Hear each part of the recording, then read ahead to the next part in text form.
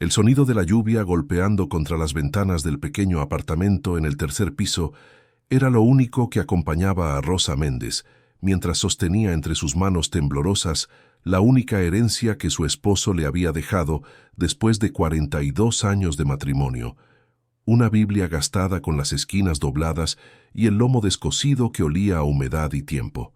Las lágrimas corrían por sus mejillas arrugadas mientras miraba la caja de cartón que el abogado le había entregado esa mañana, vacía excepto por ese libro viejo y una carta simple que decía con palabras forzadamente legales que todo lo demás, la casa, los ahorros, las pólizas de seguro, había sido embargado por deudas que Rosa nunca supo que existían.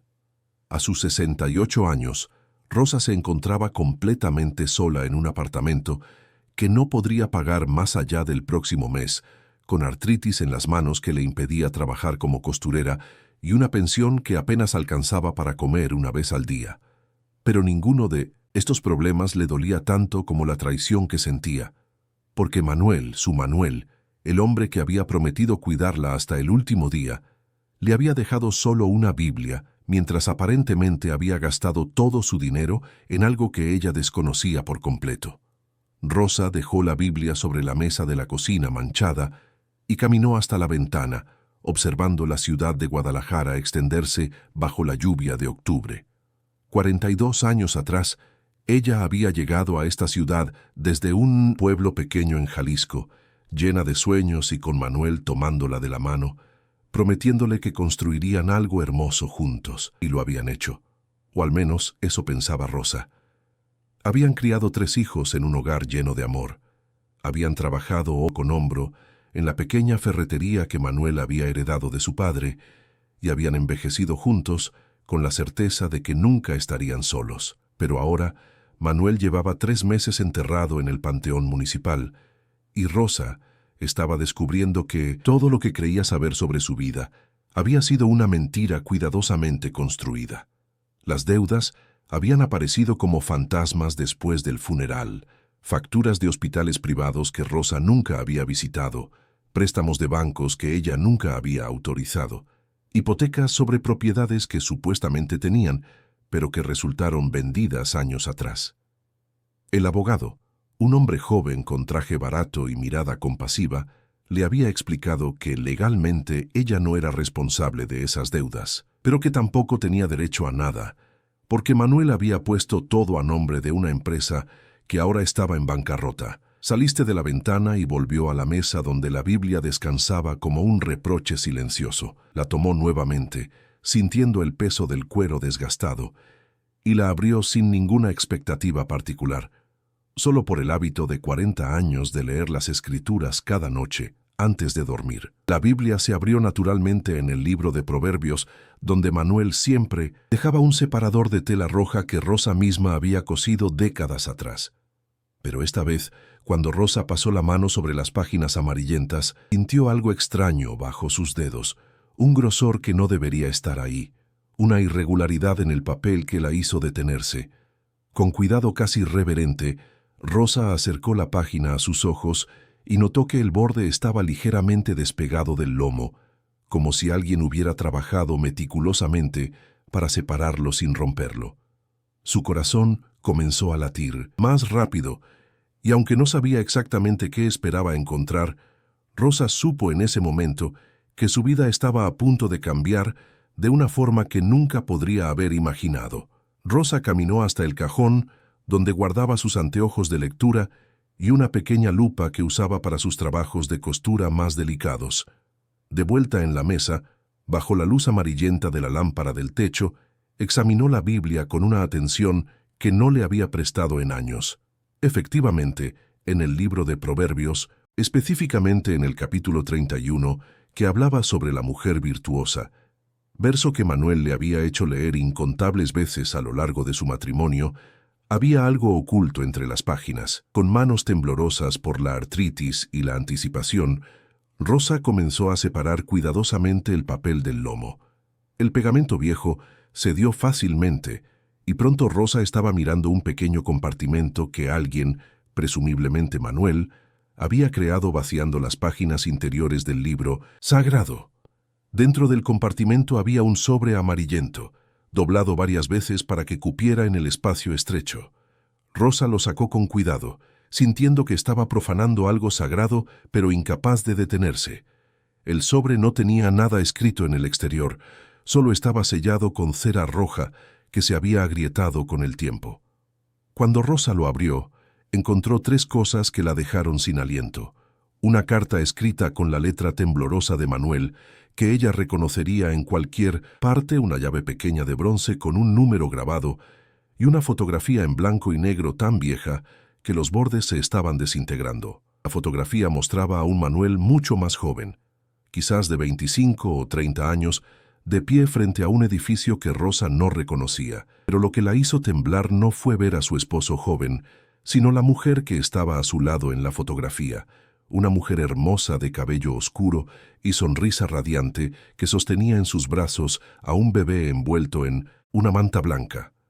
Rosa sintió que el suelo se movía bajo sus pies. Durante todos estos años, había creído que ella era la única mujer en la vida de Manuel, que su historia había comenzado cuando se conocieron en la plaza de su pueblo y que todo lo que vino antes era irrelevante. Pero esta fotografía contaba una historia diferente, una historia de secretos y vidas ocultas que Manuel había guardado hasta su tumba. Con manos que apenas podían sostener el papel, Rosa desplegó la carta. La letra de I. Manuel era difícil de leer, debilitada por la enfermedad que eventualmente se lo había llevado, pero Rosa pudo descifrar las palabras que su esposo había dejado para ella como última confesión. Mi querida Rosa, comenzaba la carta, si estás leyendo esto, significa que ya no estoy contigo y que finalmente has descubierto el secreto que he guardado durante toda nuestra vida juntos.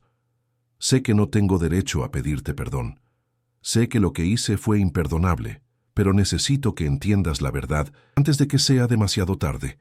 La mujer de la fotografía se llamaba Lucía y fue mi esposa antes de conocerte. Rosa sintió que el aire abandonaba sus pulmones. Nos casamos cuando yo tenía 23 años, continuaba la carta. Éramos jóvenes y estúpidos y creíamos que el amor era suficiente para sobrevivir, pero la vida en la Ciudad de México era dura y yo no estaba preparado para ser padre. Cuando nació nuestro hijo Diego, yo trabajaba 16 horas al día tratando de mantener a flote un negocio que estaba destinado a fracasar. Una noche hace 45 años, tomé una decisión terrible. Tomé todo el dinero que teníamos ahorrado, subí a un autobús y huí. Abandoné a Lucía y a mi hijo de 6 meses sin mirar atrás, sin dejar una nota, sin darles ninguna explicación. Fui un cobarde, Rosa, el peor tipo de hombre que existe. Rosa tuvo que detenerse en la lectura porque las lágrimas hacían imposible ver las palabras. El hombre que había conocido, el hombre que había sido un padre devoto para sus 3 hijos, el hombre que nunca faltó un día al trabajo y que siempre tuvo una palabra amable para todos, ese hombre había abandonado a su primer hijo. Era inconcebible, y sin embargo ahí estaba, escrito con la propia mano de Manuel como un fantasma que regresaba del pasado para destruir todo lo que Rosa creía saber sobre su vida. Respiró profundamente y continuó leyendo. Llegué a Guadalajara con el dinero robado y comencé de nuevo. Seguía la confesión. Cambié mi apellido de Rodríguez a Méndez. Inventé una historia sobre ser huérfano y construí una nueva vida sobre las cenizas de la que había destruido. Y entonces te conocí a ti, Rosa, con tu sonrisa dulce y tu fe inquebrantable en la bondad de las personas. Te amé desde el primer momento, pero ese amor estaba contaminado por la mentira en la que se basaba. Cada día que pasaba me hacía más imposible confesarte la verdad. ¿Cómo podía decirte que el hombre que amabas era en realidad un impostor, un cobarde que había huido de sus responsabilidades? Entonces decidí que la mejor forma de expiar mi pecado era ser el mejor esposo y padre posible para ti y nuestros hijos. Pensé que si podía construir una familia perfecta, si podía ser el hombre que debía haber sido la primera vez, quizás podría ganarme el perdón que no merecía. La carta continuaba por varias páginas más, cada palabra una puñalada al corazón de Rosa. Manuel explicaba cómo durante años había vivido con el temor de que Lucía o Diego lo encontraran Cómo cada llamada telefónica de un número desconocido lo llenaba de pánico. Cómo había evitado fotografías y documentos oficiales tanto como fue posible para borrar su rastro. Pero el tiempo había pasado y eventualmente Manuel se había convencido a sí mismo de que había salido impune, que su pasado estaba tan enterrado que nunca resurgiría. Y entonces, 6 años atrás, alguien había llamado a la ferretería. Rosa recordaba ese día vagamente. Recordaba cómo Manuel había contestado el teléfono y cómo su rostro se había puesto pálido como la muerte. Había dicho que era un proveedor con malas noticias sobre un pedido, pero ahora Rosa sabía la verdad. Había sido Diego, su hijo abandonado, que finalmente había encontrado al padre, que lo había dejado atrás 40 años antes. Manuel escribía que Diego no había llamado para pedir dinero o para reclamar, simplemente quería que su padre supiera que existía, que había sobrevivido a pesar del abandono, que se había convertido en un hombre y que tenía una familia propia. Pero también había llamado para decirle a Manuel que Lucía, la madre de Diego, estaba enferma de cáncer y que no tenía mucho tiempo de vida. Rosa sintió una oleada de emociones contradictorias: rabia hacia Manuel por haberle mentido durante décadas, compasión por esa mujer desconocida que había sido abandonada con un bebé, confusión sobre cómo procesar esta información que cambiaba todo lo que sabía sobre su matrimonio. Pero entonces llegó a la parte de la carta que explicaba las deudas, los hospitales privados, las cuentas bancarias vacías. Durante los últimos 6 años, escribía Manuel, he estado enviando dinero a Diego para el tratamiento de Lucía. No podía dejarla morir sabiendo que yo había arruinado su vida, que por mi cobardía ella había tenido que criar sola a nuestro hijo en la pobreza más absoluta. Así que hipotequé la casa, saqué préstamos, vendí la ferretería en secreto y operé con un nombre comercial diferente para que tú no te dieras cuenta. Cada peso que gané durante estos últimos años fue directamente a pagar por la quimioterapia de Lucía, por los doctores especializados, por todo lo que ella necesitaba y que yo debía haberle dado 40 años atrás. Rosa, sé que esto significa que te estoy dejando sin nada, y ese es mi mayor pecado porque tú nunca mereciste pagar por mis errores. Pero no podía dejar que Lucía muriera sin intentar compensar, aunque fuera una fracción del daño que le causé. La carta terminaba con instrucciones sobre la llave. Es la llave de una caja de seguridad en el Banco del Bajío. Sucursal Centro, escribía Manuel. El número está grabado en la llave. Dentro encontrarás algo que es tuyo por derecho, algo que guardé para ti durante todos estos años, por si algún día necesitabas dejarlo todo y comenzar de nuevo. Rosa, si puedes encontrar en tu corazón el perdón para este viejo tonto, usa lo que hay en esa caja para construir la vida que mereces. Si no puedes perdonarme, lo entiendo, completamente. Solo te pido una cosa, busca a Diego. Su dirección está en la caja. Él es un buen hombre, Rosa, a pesar de haber heredado a un padre como yo. Él merece conocer a sus hermanos. Tus hijos merecen saber que tienen un hermano mayor. Quizás de las cenizas de mis mentiras pueda surgir algo bueno, una familia unida por algo más fuerte que la sangre, el perdón. Te amé cada día de nuestra vida juntos, Rosa, y mi único consuelo al morir es saber que al menos te di amor verdadero, incluso si todo lo demás fue una mentira. Perdóname si puedes, tu esposo que no lo merece, Manuel. Rosa dejó caer la carta sobre la mesa y se quedó mirando al vacío durante lo que podrían haber sido minutos u horas. La lluvia había parado y la ciudad nocturna brillaba con luces de neón y farolas que se reflejaban en las calles mojadas. Su mente era un torbellino de pensamientos contradictorios. Por un lado, sentía una rabia ardiente hacia Manuel por haberle ocultado algo tan fundamental, por haber construido su matrimonio sobre una mentira, por haberla dejado en la pobreza, mientras secretamente enviaba dinero a la familia que había abandonado. Pero por otro lado, Rosa no podía negar que el Manuel que ella había conocido había sido un buen hombre, un hombre que trabajaba incansablemente para proveer para su familia, que nunca levantó la voz, que lloraba en las películas tristes y que había cuidado de ella con ternura inquebrantable durante 4 décadas. Había sido ambos hombres al mismo tiempo, el cobarde que huyó y el héroe que se quedó. Y Rosa tenía que decidir cuál de esos hombres definiría su memoria de él. La mañana siguiente amaneció clara y fría. Uno de esos días de octubre en Guadalajara, donde el aire tiene una calidad cristalina que hace que todo parezca más nítido y real. Rosa se vistió con su mejor vestido, uno azul marino que Manuel le había regalado en su último aniversario, y tomó un autobús hacia el centro de la ciudad.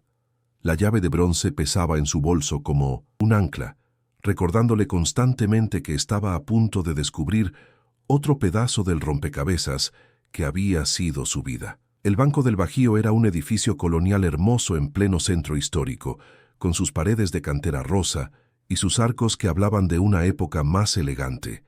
Rosa entró sintiéndose pequeña y fuera de lugar entre los ejecutivos con trajes caros y los empleados eficientes que se movían con propósito y confianza. En el mostrador de información, una joven con demasiado maquillaje le preguntó en qué podía ayudarla. Rosa mostró la llave con manos temblorosas y explicó que necesitaba acceder a una caja de seguridad.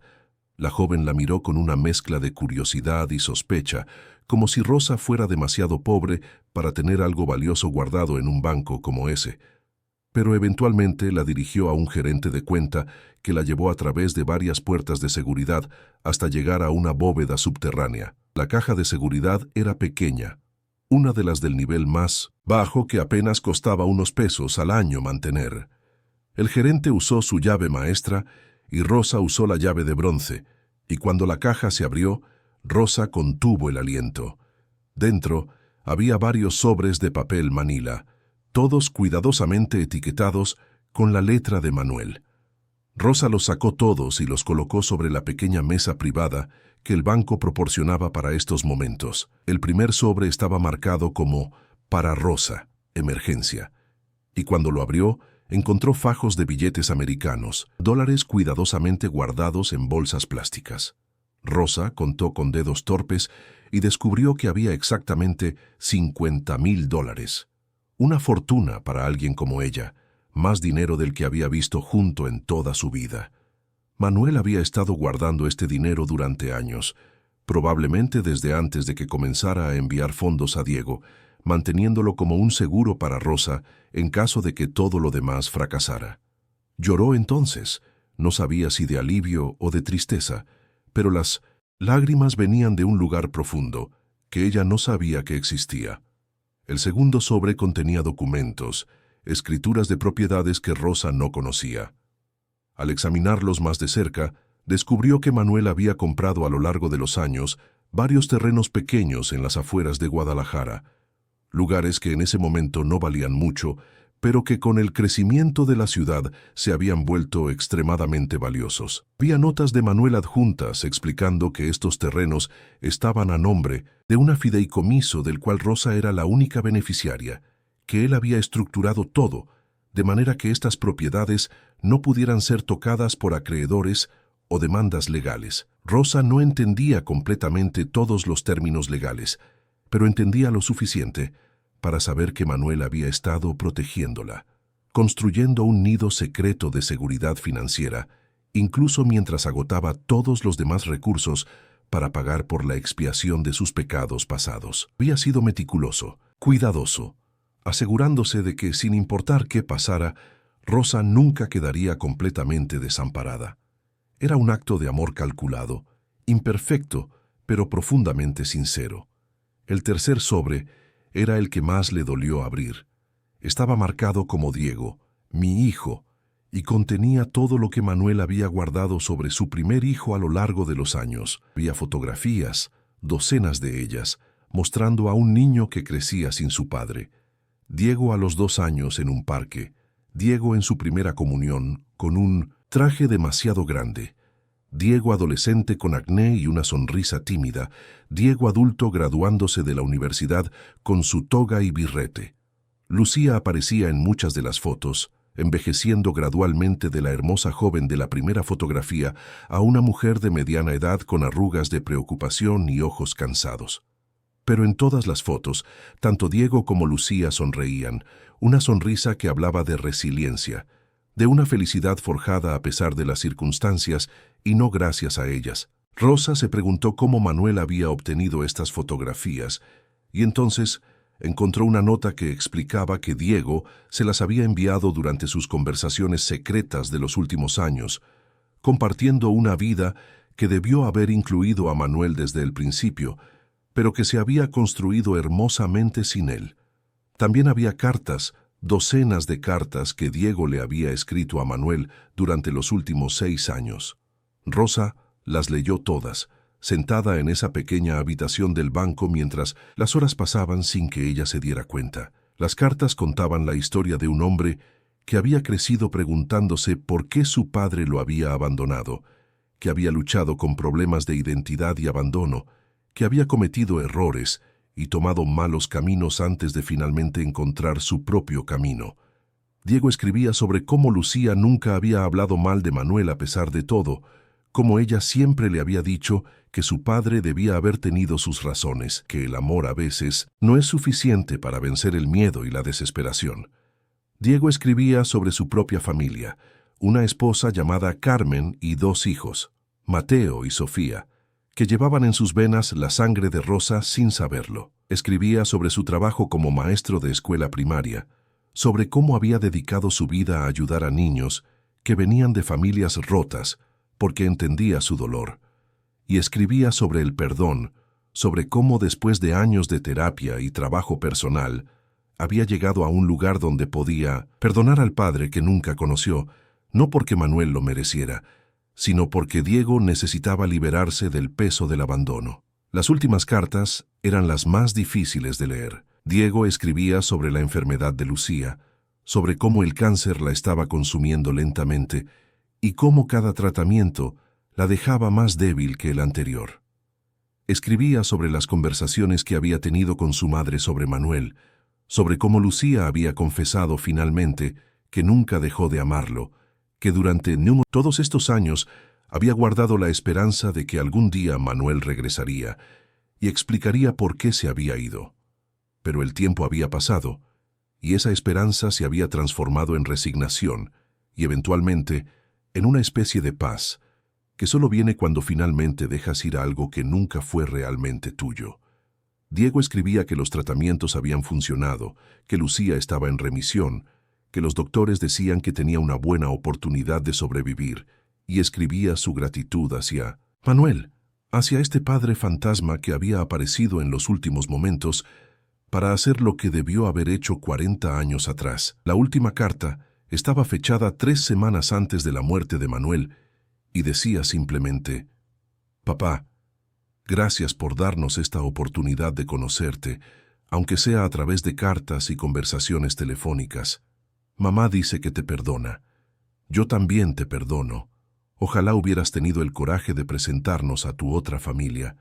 Creo que nos hubiéramos llevado bien». Rosa salió del banco cuando el sol ya se estaba poniendo, con los sobres guardados cuidadosamente en su bolso grande y con una decisión tomada que la asustaba y emocionaba al mismo tiempo. Durante toda su vida adulta, Rosa había sido una mujer que seguía las reglas, que hacía lo que se esperaba de ella, que encontraba su identidad en ser esposa y madre más que en ser simplemente Rosa. Pero ahora, a sus 68 años, con su vida volcada de cabeza y todas las certezas destruidas, Rosa se encontraba en una encrucijada donde tenía que decidir quién quería ser en el tiempo que le quedaba. Podía tomar el dinero y las propiedades, mudarse a un lugar donde nadie conociera su historia, vivir cómodamente el resto de sus días pretendiendo que los últimos 42 años habían sido exactamente lo que parecían, o podía hacer algo aterrador, algo que requeriría más coraje del que creía poseer. Podía buscar a Diego y enfrentar la verdad completa de quién había sido Manuel, no la versión